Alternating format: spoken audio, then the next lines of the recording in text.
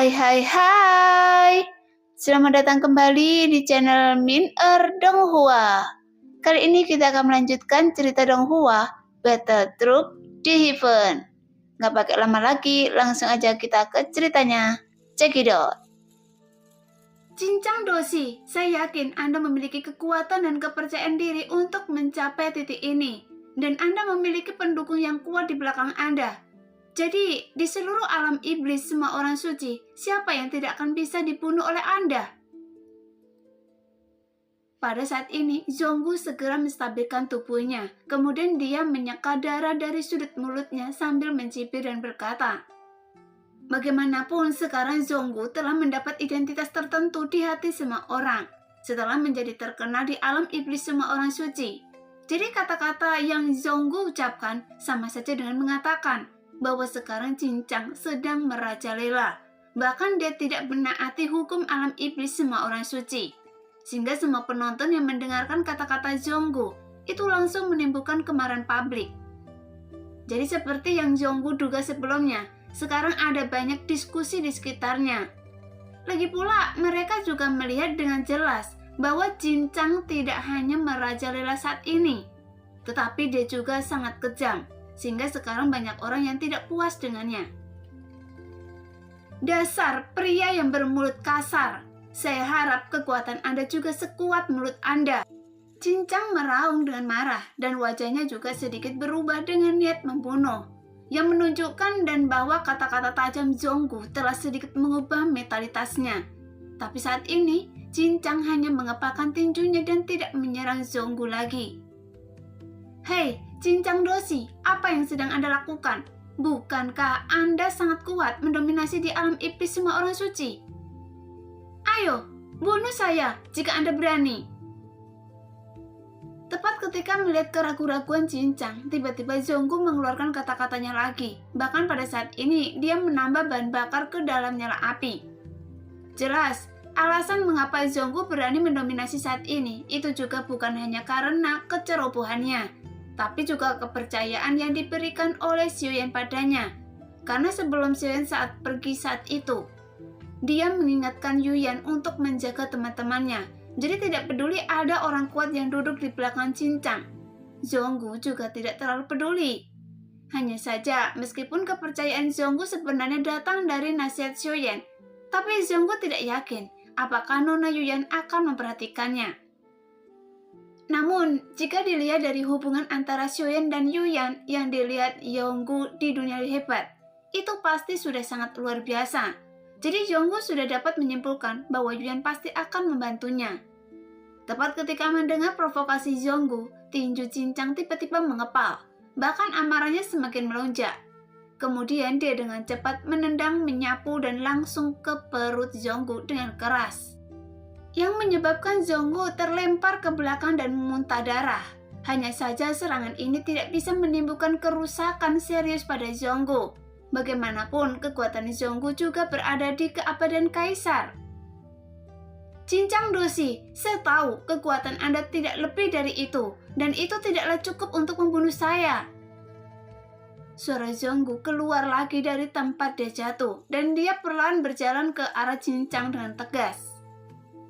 Sebaiknya Anda membunuh saya sekarang. Jika tidak di masa depan saya bisa lebih kuat dari Anda, maka saya tidak akan menunjukkan belas kasihan pada Anda.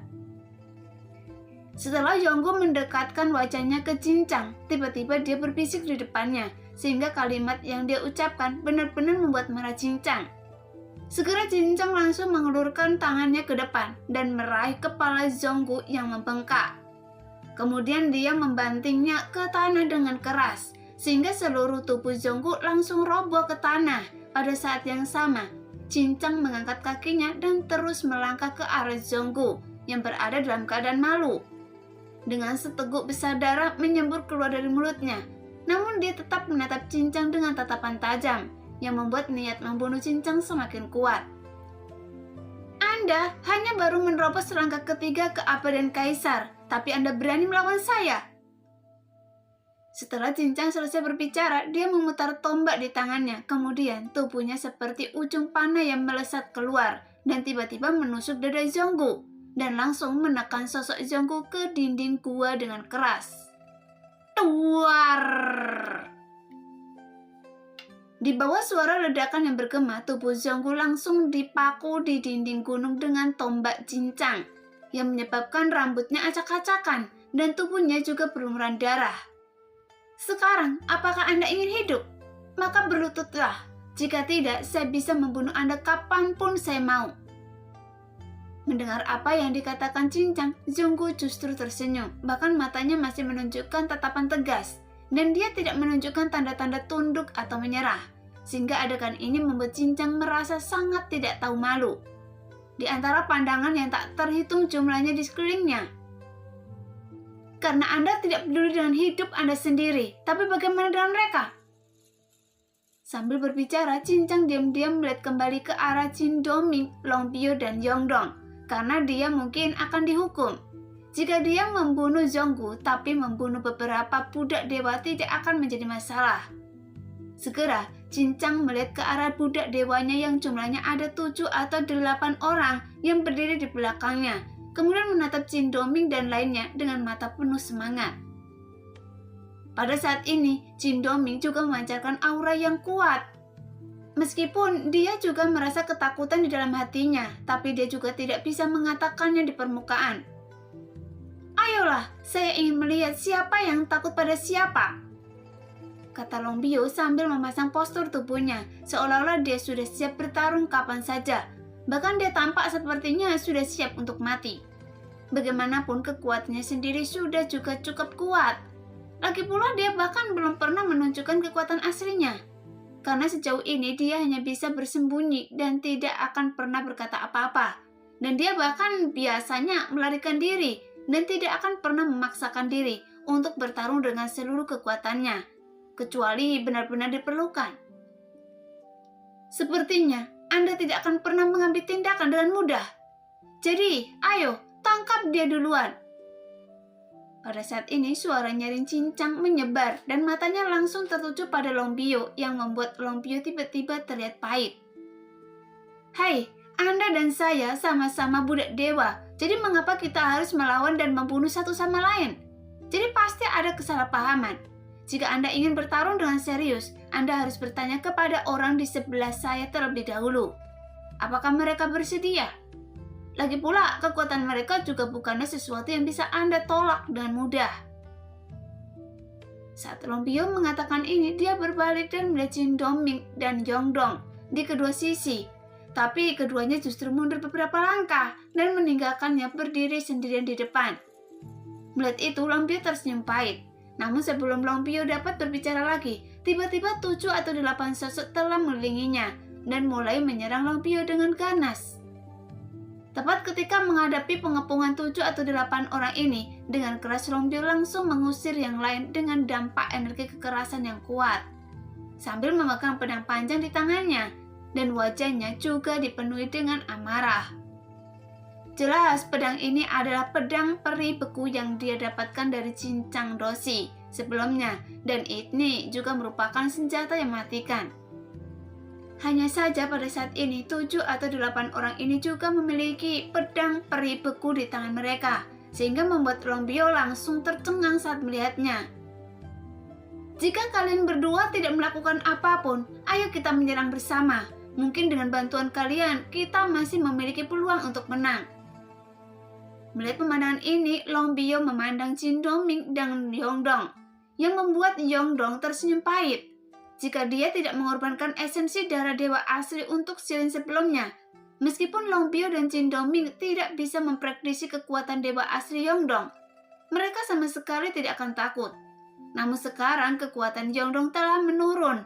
Bahkan tanda bintang 4 di antara alisnya juga masih redup, sehingga tidak bisa lagi membuat Yongdong bisa mendominasi lagi. Adapun kekuatan Jin Doming, kekuatannya tidak sebaik Long Biao, jadi pasti sangat sulit untuk bisa melawan mereka. Lagi pula kekuatan mereka lebih rendah dari para budak dewa cincang. Lagi pula para budak dewa cincang adalah elit yang dilengkapi dengan senjata berkualitas tinggi, dan kekuatan tempur mereka juga seharusnya telah dipersiapkan dengan baik. Pada saat ini, energi pedang peri beku itu langsung menyapu ke arah Longpio dengan ganas, sehingga saat Longpio melihat ada yang tidak beres, dia segera menghindar dengan kecepatan tinggi. Bahkan Chin Doming dan Jongdong tidak berdiam diri, karena meskipun mereka tidak punya perasaan satu sama lain, tapi saat ini mereka hanyalah seperti belalang di pohon anggur. Jika mereka tidak mengambil tindakan, maka mereka akan berakhir dan mengalami nasib yang sama.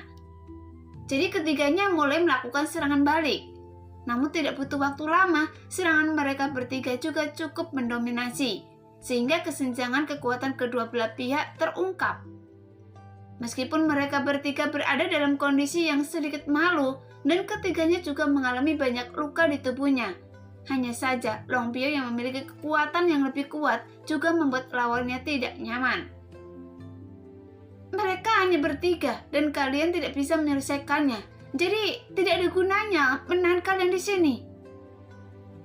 Ketika Cincang Dosi melihat pemandangan ini, dia langsung meraung dan marah. Bagaimanapun para budak dewanya dilengkapi dengan senjata terbaik, sehingga dia memiliki keyakinan mutlak di antara para penganut Dosi di alam iblis semua orang suci. Meskipun kekuatan budak dewanya bukanlah yang teratas, tetapi juga yang terdepan. Namun tanpa diduga, ketiganya agak lemah satu sama lain, mampu melawan mereka. Setelah mendengar omelan Cincang, mata 7 atau 8 orang tersebut sedikit berubah, seolah-olah mereka sedang menghadapi ancaman kematian. Sehingga ekspresi mereka juga tiba-tiba berubah dengan niat membunuh yang kuat. Dan serangan mereka juga menjadi lebih intens.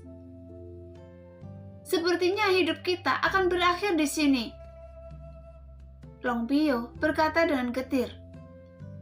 Saya telah berjalan di atas es tipis seumur hidup saya, tapi saya tidak menyangka semuanya akan berakhir di alam iblis semua orang suci.